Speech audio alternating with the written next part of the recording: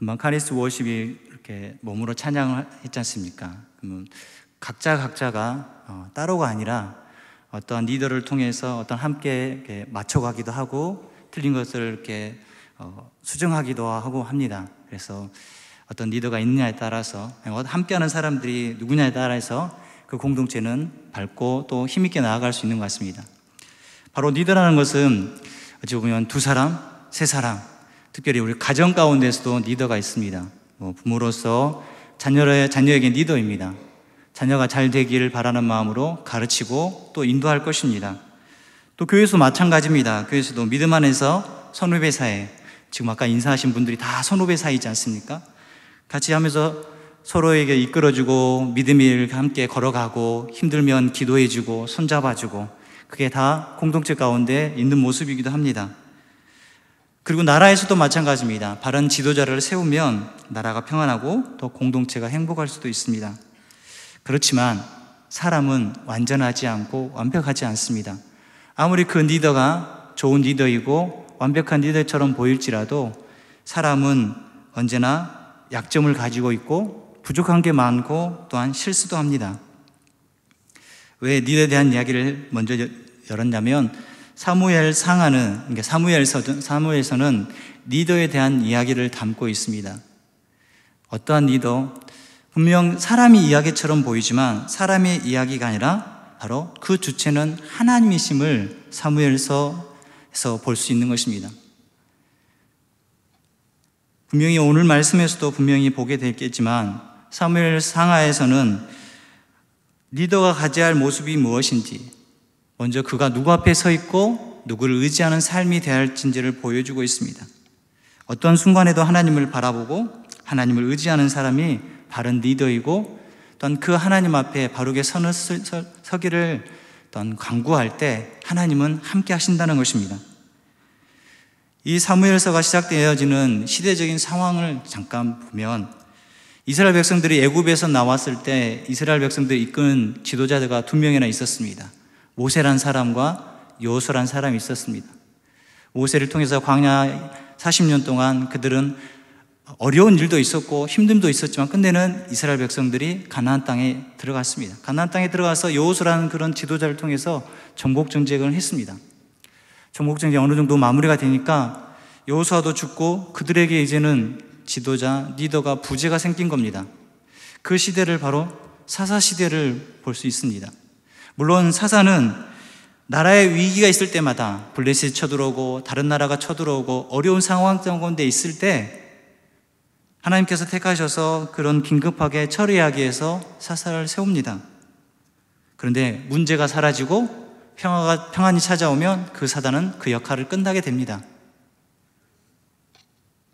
그런데 여전히 그 나라에, 이스라엘 나라가 리더가 부재하고 지도자의 역할이 사라졌습니다. 그래서 사사 시대의 특징을 사사기 21장 25절에 보면 그때 이스라엘에 누가 없다고요? 왕이 없으므로 사람이 각기 자기의 소견에 오른 대로 행하였더라. 각기 자기의 소견에 오른 대로 행하였다는 것은 자기 멋대로 살았다는 것입니다. 사람들의 그 옳고 그름, 사회 가운데, 문화 가운데 옳고 그름의 판단 기준을 자기 소견입니다. 자기 뜻에 맞고 자기가 좋으면 좋은 거다. 결론적으로 보면 하나님이 없는, 하나님의 말씀이 없는 시대가 되었고 세대가 된 것입니다. 이처럼 이 사무엘서가 시작되어지는 배경 자체도 비슷합니다. 자기의 옳은 소견대로 행하는 암울한 시대입니다. 이 암울한 시대에 하나님께서는 새 인물을 세워서 그 리더 3명을 세워서 하나님께서 어떻게 이끌어 가시고 붙드신지를 보여주는 것입니다. 그 세 사람이 바로 사무엘과 사울과 다윗입니다. 사무엘, 사울, 다윗이 그런 그 사람들의 잘하고 못한 점의 이야기가 아니라 그들을 통해서 하나님께서 이루시는 역사를 보는 것이고 하나님께서 어떻게 함께 하시는지를 보는 것입니다. 사무엘상으로 들어가 보면 본문의 시작이 사울 이야기나 사무엘 이야기가 아닙니다. 물론 다윗 이야기도 아니죠. 이스라엘의 어떤 왕정이나 왕을 세우는 것이나 아니 다윗의 계보가 나온다든지 그런 엄청난 주제로 시작되는 것이 아닙니다. 그냥 어떤 도시의 작은 도시에 이름도 없는 그 사람의 이름을 그 족보를 끄집어내면서 시작합니다. 전혀 모르는 사람이 등장합니다. 엘가나가 누구지? 엘가나가 누구냐 말이야. 이렇게 생각할 수 있습니다. 1절 보시면 에브라임 산지 라마다임 소빔의 에브라임 사람 엘가나라는 사람이 있었으니, 그냥 쉽게 말하면 자주 쓰면 안 되는데 이런 것입니다. 전남 영광군 연산면 오동리에 박일영이라는 사람이 있는데 이거하고 똑같은 겁니다. 전혀 유명하지도 않고 알지도 못하는 그냥 저기 꼴차기 동네에 살고 있는 사람의 이름을 끄집어내는 것입니다. 근데 물론 족보를 이야기를 합니다. 요로함의 아들이요 엘리후의 손자요 도우의 증손이요 술의 현손이라고 말은 하지만 엘가나는 그냥 잘 모르는 사람입니다. 그냥 보통 사람입니다. 물론 그가 에브라임 사람으로 에브라다 곧 베들레헴 사람이라는 것은 이야기할 수 있지만 베들레헴은 작고 작은 마을이었습니다. 이렇게 아무것도 아닌 사람, 특별하지도 않는 사람, 근데 이 엘가나의 특별하지도 않는 사람에게 문제가 있는 것입니다. 2절에 보면 아내가 둘이 있습니다. 그에게 두 아내가 있었으니 한 사람의 이름은 한나요, 한 사람의 이름은 분인나라. 분인나에게는 자식이 있고 한나에게는 자식이 없었더라. 아내가 두 명인 것도 문제인데 두 아내 중에서 한 사람은 자식이 없고 한 사람은 자식이 있습니다. 물론 첫째 부인이 한나인 것 같습니다. 근데 자식이 없기 때문에 둘째 부인을 얻은 것 같습니다. 한 사람은 자녀가 있는데 한 사람은 자녀가 없습니다. 그 시대에 보면 옛날에도 우리가 최근에 과거에 와서 자녀에 대한 이야기가 약간씩 없어지긴 하지만 그 시대에 보면 자식이 있고 없음은 그 사람에게 복이 있느냐, 하나님 축복하느냐 안 하느냐라고 구분할 수 있는 정도로 중요한 문제였습니다. 어떤 얘기는 생존과 관련되기도 하고, 그래서 자식은 보험이었고 자식은 든든함이었고 자식은 나에게 큰 힘이 된 것입니다. 반면에 자식이 없는 사람은 저주받은 사람처럼 여긴 것입니다. 이런 상황에 놓여 있는 이 엘가나, 이 집안. 근데 엘가나가 사랑하는 여인은 자식을 낳지 못했습니다. 이 모습을 보면 떠오르는 사람들이 있지 않습니까? 우리가 계속 수요일날 우리 창세기를 계속 배웠는데 아브라함의 아내 사라와 하갈, 한 사람은 있었고 한 사람은 없었고, 또 누가 생각? 야곱의 아내 라헬과 레아. 성경에서는 이렇게 대조적으로 보여집니다. 자식 있고 없고 이걸로 인간적인 모습으로 있고 없고로 끝나는 게 아니라 하나님께서는 그 모든 상황 가운데, 환경 가운데 하나님의 구원 계획을 이루어 가실 것이고, 하나님이 택한 백성을 통해 사람을 통해서 하나님께서 이루시는 하는 뜻을 온전히 이루어 간다는 것을 보여주고 있습니다. 그것처럼 이 엘가나 이 집안을 통해서도 하나님은 하나님의 섭리를, 하나님의 뜻을 드러내길 원하신다는 것입니다. 또한 이런 상황이, 엘가나라는 이름도 없고 잘 알지도 못하고 저 꼴짜기에 사는 이 사람이 문제가 있고 그 문제의 파생을 끝내는 자녀가 있고 없는 이런 상황을 시대적인 상황으로 보자면 그 사사시대 이후의 모습과 비슷하게 닮아 있습니다. 소망이 없는 거죠. 한나는 소망이 없습니다. 어떻게 해야 할지 모릅니다. 그런데 특이하게도 이 엘가나의 집은 좀 특이한 모습이 있습니다. 3절 보면 이 사람이 매년 자기 성읍에서 나와서 실로에 올라가서 만군의 여호와께 예배하며 제사를 드렸는데, 여호와를 제대로 섬기지도 않던 그 사사시대 사람들과 다르게 해년마다 예배드린 자였습니다. 영적으로 어두워진 시대 가운데 이 배경을 갖고 있던 시대에 이들은 다른 사람과 다르게 온 가족이 함께 성소에 올라가서 하나님을 예배하고 제사를 드렸다는 것입니다. 근데 특이한 점 또 하나가 엘가나는 매년 자기 성읍에서 나와서 실로로 갑니다. 엘가나가 살았던 지역에서 가까운 곳에 예배 처소가 있었습니다. 베들도 있었고요, 세겜도 있었고 미스바도 있었습니다. 근데 하필이면 먼 실로로 찾아가겠습니까? 실로에는 성막이 있었습니다. 하나님의 궤가 있었다는 것입니다. 하나님이 거하시고 하나님의 말씀이 있고 하나님께서 늘 함께 하셨던, 왜냐하면 실로라는 곳은 특별한 곳이기도 합니다. 여호수아가 가나안 땅을 정복한 후에 그 땅을 나눴던 곳이 바로 실로였고, 또한 전쟁을 준비했던 것도 실로였고, 또한 사사시대에서도 그 절기를, 유월절이고 맥추절 또한 초막절을 절기를 지켰던 곳이 바로 실로였습니다. 하나님의 임재가, 하나님의 함께하심이 어떤 상식적으로는 그곳에, 또한 성막이 있는 그곳에 가서 이 엘가나와 이 가족들은 하나님 앞에 예배를 드렸다는 것입니다. 하나님 앞에 예배를 드렸다는 것은 그들이 이 말씀, 이 3절 말씀처럼 만군의 여호와께 하나님이 누구신지를 그 가정에서 그 사람들은 알고 있었다는 것입니다. 근데 그 예배를 드린 모습은 아름다웠지만, 그러나 그들의 모습 가운데 4절 이하로 보면 안타까운 모습이 있습니다. 문제가 있습니다. 예배를 드리러, 제사를 드리러 갈 때 큰 문제가 있습니다. 한나의 자식 없음과 분나의 자식 있음으로 말미암아 갈등이 첨예하게 드러나는 사건들이 늘 절기 때마다, 올라갈 때마다 발생합니다. 물론 평소에도 갈등이 있었겠죠. 근데 표면 밖으로 드러나진 않았을 것입니다. 그러나 매년 자기 성읍에서 나와서 실로에 올라갈 때 갈등이 폭발합니다. 그 갈등은 원인은 4절에 보면 엘가나가 제사를 드리는 날에는 제물의 분깃을 그의 아내 분인나와 그의 모든 자녀에게 주고, 한 분깃을 준다고 하면 분인나에도 주고 그의 자녀들에게도 다 줍니다. 근데 한나에게는 갑절을 주니 이는 그를 사랑함이라. 그러나 여호와께서 그에게 임신하지 못하게 하시니,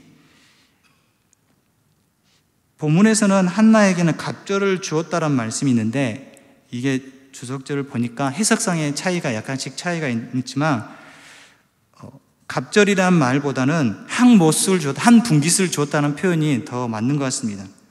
왜냐하면 엘가나가 자식들이 있든지 없든지 아내들에게 공평하게 각각, 왜냐하면 아까 읽은 말씀 가운데 그 아내 분리나와 모든 자녀에게 똑같이 나눠줬다는 것을 보면 이 한나에게도 똑같이 나눠줬을 것입니다. 그러나 실제적으로 계산을 해보면 한나에게 받을 몫은 한 분깃밖에 없는 것입니다. 그러나 분인나와 그 자녀들은 각각 받았기 때문에 양 자체가 틀리는 것입니다. 자녀의 수만큼 받은 겁니다. 자녀의 수만큼 받았다는 말은 자녀가 없는 한나에게는 마음 아픈 일입니다. 근데 그걸로 끝나는 게 아닙니다. 근데 6절 하반절에 보면 그의 적수인 분인나가 그를 심히 격분하게 하여 괴롭게 하더라. 앙숙인 것 같은, 이런 것을 빌미로 분인나는 항상 한나를 화나게 만들고 격분하게 합니다. 어찌 보면 한나의 처지에서는 남편의 사랑은 받습니다. 남편이 그 사랑을 독차지하고 살아가지만 근데는 뭐가 없습니까? 자식이 없습니다. 근데 분인나는 자식은 있습니다. 분깃도 많이 있습니다. 근데 뭐가 없습니까? 남편의 사랑이 없습니다. 둘 다 어려움이 있습니다. 둘 다 문제를 안고 있죠. 하지만 둘 다 억울할 수 있지만 그런 불편하고 억울한 상황 가운데 있을 때 어떻게 대처하느냐가 중요합니다. 억울하다고 도저히 내 힘으로 해결할 수 없다고 내 마음대로 내가 가지고 있는 인간의 모습대로 하는 사람과, 아니다, 이 문제, 이 어려움 앞에서 내가 해야 할 일이 무엇인지를 정확하게 아는 사람은 처신이 달라집니다. 이 한나는 그 괴롭힘 때문에 7절 하반절에 보면 그가 울고 먹지도 아니하니, 매번 성소에 올라갈 때마다, 여호와의 집에 올라갈 때마다 매년 한나가 느끼는 그 억울함, 힘듦, 고통,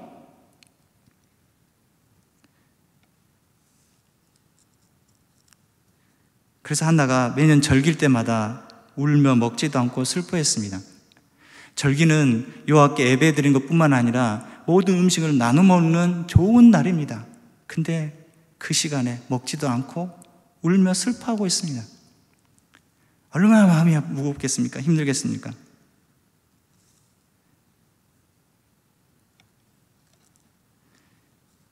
둘 다 어려운 상황이었겠지만, 그러나 분인나는 한나를 괴롭히고 핑계 삼아서, 자녀 없음을 핑계 삼아서 격분시킵니다. 그러나 우리가 오늘 봐야 할 모습은 한나의 모습입니다. 한나는 남편으로부터 위로의 말을, 8절의 말씀을 듣긴 하지만, 한나는 그 괴로움 앞에, 억울함 앞에, 그 문제 앞에 어떻게 나아가느냐. 9절에 보면 그들이 실로에서 먹고 마신 후에 한나가 일어나니, 남편의 위로를 받은 한나가 한 행동은 일어났다는 것입니다. 능동적으로 이제는 반응한 것입니다. 일어나서 무엇을 했겠습니까? 하나님 앞에 나아갔다는 것입니다. 하나님 앞에 찾아 나아가기를 원하여서 10절에 보면 한나가 마음이 괴로워서 여호와께 기도하고 통곡하며, 하나님 앞에 찾아 나아갑니다. 드디어 하나님 앞에 기도하기로 나아간 것입니다. 드디어 하나님 앞에 내가 나아가기로 결심한 것입니다. 그 전까지는 자신이 처한 상황이, 환경이 너무 힘들어서, 어려워서 고통 가운데 있고 먹고 마시는 것도 금하면서까지 그런 상황에 놓여 있었는데, 이제는 하나님 앞에 나아가는, 일어나서 음식을 먹고 마신 후 정신을 차리고 후에 기도하러 성막에 올라갑니다. 이 문제를 해결해 주실 분은, 나의 태를 여닫는 권능이 있으신 분은 하나님밖에 없구나. 왜냐하면 8절과 6절에 보면 두 번이나 똑같은 말씀을, 그러나 여호와께서 그에게 임신하지 못하게 하시니, 여호와께서 그에게 임신하지 못하게 하심으로, 한나의 그 모든 것을 주장하시는 분이 누구십니까? 바로 하나님이신 것을 안 것입니다. 그렇게 아기를 갖고 싶고 자식을 갖고 싶어도 얻지 못하도록 막으신 분이 누구십니까? 하나님이십니다.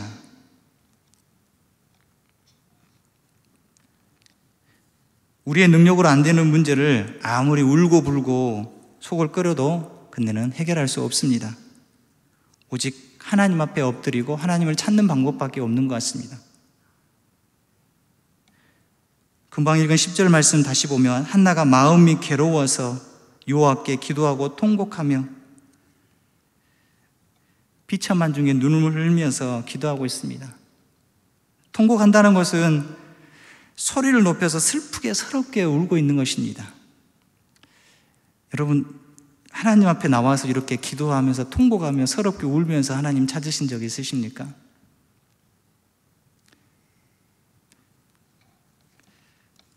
인생에 기가 막힐 만큼 그 어려움이 찾아왔을 때, 그 문제 앞에 있을 때, 아니 누구가 위로해도 다 그 위로의 말이 들리지 않을 때, 도저히 해결할 수 없을 때, 그런 경험 있으십니까? 사방팔방이 막혀가지고 도저히 해결할 수 없어서 하나님을 찾을 수밖에 없는 상황 가운데 있을 때, 물론 저는 한나와 비교할 수 없지만 저에게도 하나님은 그런 경험을 하게 하셨고 하나님을 진정으로 만나는 기회를 주셨습니다. 지금 생각해 보면 정말 지혜롭지 못한 모습이었구나, 제 스스로가 생각해 보지만, 그러나 그때는 저의 생각까지도 하나님께서 다 막으셨습니다. 저의 생각뿐만 아니라 저와 함께 했던 사람들의 생각까지도 다 막으신 것 같습니다. 다른 게 보이지 않았습니다. 다 그 길만 보이게 하신 것 같습니다. 해결해야 된다, 그걸 해결해야지 너가 감옥을 가지 않는다, 이런 말들만 남아있는 것입니다. 그래서 제가 어떻게 했겠습니까? 그래도 교회를 오랫동안 다닌답시고 끝내는 하나님 앞에 찾아 나갔습니다. 울면서 하나님 앞에 그 의자에 앉아가 의자를 두드리면서 하나님 앞에 머리를 쥐어 박으면서까지 하나님 앞에 그렇게 서럽게 울었던 적이 없었던 것 같습니다. 제가 그랬거든요. 아니 하나님, 내가 왜요? 하나님, 내가 누구를 억지로 한 것도 아니고 억울합니다. 제 잘못도 아니지 않습니까? 제가 그렇게 하고 싶어서 한 것도 아니지 않습니까? 왜 나한테 이렇게 하십니까, 하나님? 정말 하나님 살아계십니까? 근데 하나님은요, 자신이 살아계심을 저에게 가르쳐 주십니다. 그렇게 하나님을 찾고 하나님을 의지하고 하나님밖에 없다고 저는 또 그렇게 기도하면 금방 들으실 줄 알았습니다. 하루, 이틀, 3일 가도 하나님은 묵묵하게 그냥 답을 하지 않는 것입니다. 더 제가 일명 나쁘게 말하면 발광을 했죠, 발광을. 하나님 안 들어주면 어떻게 해보겠다고 막. 근데 하나님은 그 사건이 문제가 아니었고 내 앞에 놓이는 현실이 문제가 아니었습니다. 저의 마음의 문제였습니다. 하나님을 향하는지, 하나님을 정말 바라보는지, 정말 하나님을 하나님답게 인정하는지, 너가 20년 동안 하나님을 믿고 교회를 다녔는데 정말 그 하나님이 진짜 하나님 맞는지. 저는 하나님을 내 필요에 따라 꺼내 쓰는 어떤 도구처럼 여겼고, 교회를 다니면서 열심을 냈지만 그 열심은 내 열심이었고 내 자랑이었고 내 모습이었습니다. 근데 하나님은 내가 얼마나 어리석게 살았고 하나님 되심을 인정하지 못하고 살았는지를 알게 하셨습니다. 그래서 제가 하나님 앞에 잘못했다고, 정말 잘못했다고, 하나님 정말 저를 사랑하시는군요 라고 고백할 수 있게 된 것입니다. 근데 그와 반대로 그런 상황이 됐을 때 오히려 원망하고 분노하고 표출하는 사람들이 있습니다. 분인나처럼 다른 사람을 격분시키기도 하고, 심지어 교회 다니면서 그런 분들을 본 적이 있습니다. 하나님, 내가 어떻게 정말 교회를 위해서 열심히 했는데, 수고했는데, 섬겼는데, 헌금했는데, 내가 그렇게 봉사했는데 하나님 나한테 어떻게 그렇게 할 수 있습니까? 억울합니다. 에이씨, 교회 안 나가. 좀 우습게처럼 들리는 말이지만 그런 분들이 의외로 많다는 것입니다. 그것은 교회를 다니긴 하지만 제대로 하나님을 만나지 못하기 때문입니다. 하나님이 누구인지를 모르는 것입니다. 하나님을 내 뜻대로, 내 마음대로, 내가 원하는 대로 할 수 있는 분으로 여긴 것입니다. 하나님을 제대로 알지 못한 그 사람의 결과는 끝내는 구원에서 멀어질 수밖에 없는 것입니다. 그럼 하나님은 누구이십니까? 오늘 말씀에서도 반복되는 말씀이 있습니다. 3절에도 만군의 여호와께 예배하며 제사를 드렸는데 11절도 보면 한나의 고백이 있습니다. 한나가 만군의 여호와여, 만일 주의 여종의 고통을 돌보시고 나를 기억하사 주의 여종을 잊지 아니하시고, 이게 하나님에 대해서 표현을 만군의 여호와라고 표현합니다. 만군의 여호와라는 뜻은 무엇이겠습니까? 하늘과 땅과 이 모든 것들을 주장하시는 분은 하나님이십니다. 자신의 태의 모든 것도 주장하실 분도 하나님이십니다. 하나님에 대해서 믿음으로 나아간 것입니다. 자신의 상황이 지금 이렇게 어렵고 힘든데 하나님, 나의 고통을 돌아보시옵소서. 하나님, 저를 기억해 주십시오. 하나님, 저를 잊지 마십시오. 왜요? 우리 하나님은 긍휼하시고 자비하시는 하나님이시기 때문입니다.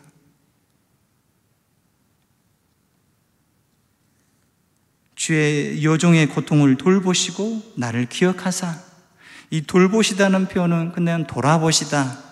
하나님께서 우리를 지켜보신다는 것입니다. 불꽃 같은 눈동자로 우리를 늘 지켜주시고 돌보신다는 것입니다. 이 표현은 출애굽에서 자주 볼 수 있는 표현이기도 합니다. 이스라엘 백성들을 하나님께서 출애굽해서 그냥 보내지 않으셨습니다. 하나님께서는 그들에게 추울까봐, 더울까봐 불기둥과 구름기둥도 주시고 배고플까봐 만나도 주시고, 목마를까 봐서 물을 주시고, 그렇게 하신 하나님께서 그 이스라엘 백성들을 어떻게 돌보시는지를 출애굽 2장 24절에 보면, 하나님이 그들의 고통 소리를 들으시고 하나님이 아브라함과 이삭과 야곱에게 세운 그 언약을 기억하사 하나님은 이스라엘 백성들의 고통을 돌아보시고 들으시고 또한 약속하신 것을 기억하신다고 했습니다. 3장 7절에 보면 여호와께서 이르시되 내가 애굽에 있는 내 백성의 고통을 분명히 보고 그들이 그들의 감독자로 말미암아 부르짖음을 듣고 그 근심을 알고 했습니다. 이스라엘 백성들이 그 고통 가운데 있는 것을 보시고 그 부르짖음을 들으시고 또한 그 근심을 아신다고 했습니다. 그것을 의지하면서 한나가 만군의 여호와여 주의 여종을 고통을 돌보시고 나를 기억하시고 주의 여종을 잊지 아니하소서. 자신들의 조상 그 이스라엘 백성들을 하나님께서 광야에 인도하시고 함께 하신 것처럼 그들을 돌보시고 그들을 인도하신 것처럼 저를 돌보시고 인도하시고 함께 해달라고, 나를 기억해달라고. 다른 것은 없습니다. 아무도 나의 이 고통을 해결할 수 없습니다. 오직 이 고통을 해결할 분은 하나님 한 분밖에 없습니다. 절박한 심령을 가지고 나온 것입니다. 그래서 여호와여 응답하소서. 하나님이 응답하셔야지 가능한 일입니다. 아무리 나를 사랑한다고 말하는 남편이 그렇게 말을 해도 저의 문제를 해결할 수 없습니다. 이 간절한 표현은 시편 여러 곳곳에서 시인의 말을 통해서 똑같이 고백되어집니다. 근데 그 하나님은요, 그 고통 소리를 들으시고 응답하신다고 했습니다.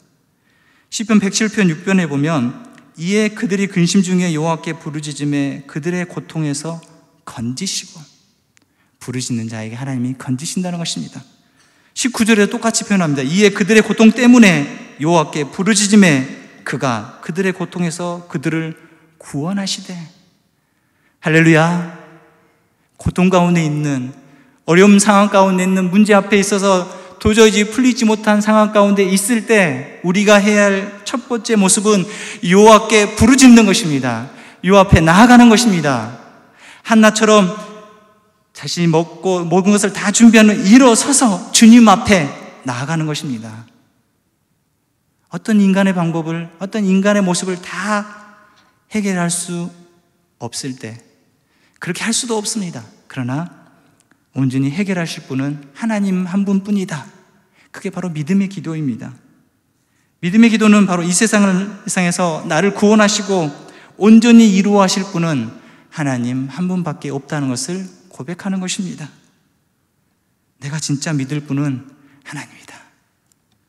그것을 고백하며 하나님 앞에 나아가는 것입니다. 왜 사무엘상 처음에 1장에서 그 한나의 모습을 이렇게 기록했을까요? 한나의 모습은 곧 이스라엘의 모습과 같습니다. 복받는 인생처럼 보이지만, 예배는 드리지만, 하나님이 있는 것처럼 보이지만, 그러나 이스라엘 이 나라는 하나님이 없었고 자기 뜻대로 자기 옳은 소견대로 행했던 시대였습니다. 고통이 있었습니다. 그러나 한나는 누굴 찾았습니까? 하나님을 찾았습니다. 하나님 말씀에 의지하여 하나님께 나아갔습니다. 그 한나의 삶을 우리가 보면서 우리 삶 가운데서도 고통하고 어려운 상황에 있다면 무엇을 해야 되겠습니까? 하나님을 찾아야 됩니다. 하나님을 의지합니다. 아무 힘이 없는 한나가 어떻게 행했습니까? 만군의 여호와여 만일 주의 여종의 고통을 돌보시고 나를 기억하옵소서, 나를 구원하옵소서, 여호와여 응답하옵소서. 바로 우리가 가져야 하고 걸어야 할 길인 것 같습니다. 물론 고통은 어렵습니다. 문제는 힘듭니다. 심지어 예수님 믿는 것 때문에 미련하다는 소리도 듣고 또한 우리가 바보 같다는 소리도 듣는 시대를 살고 있습니다. 그런데요, 그것을 이길 만한 힘은 나에게 없기 때문에 누구를 의지하겠습니까? 하나님을 의지하셔야 됩니다.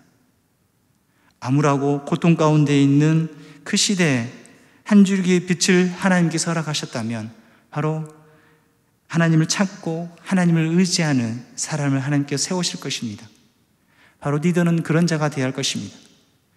저는 리더가 아닌데, 우리는 이 공동체, 우리 광주중앙교회 공동체 가운데 서로 관계 맺으면서 살기 때문에 영향을 주기도 하고 영향을 받습니다. 이 말은 내가 리더가 될 수도 있고 저 사람이 리더가 될 수 있는 것입니다. 서로 영향을 받기 때문에 서로 우리가 하나님을 더 찾고 의지하는 길에 함께 나아가는 것입니다. 사랑을 위한 우리 성도 여러분, 하나님 앞에 어떤 모습으로 늘 나아가십니까? 어떤 모습을 찾고 있으십니까? 하나님을 찾고 의지하는 그 삶을 하나님께서 끝까지 인도하시고 붙잡아 주실 줄 믿습니다.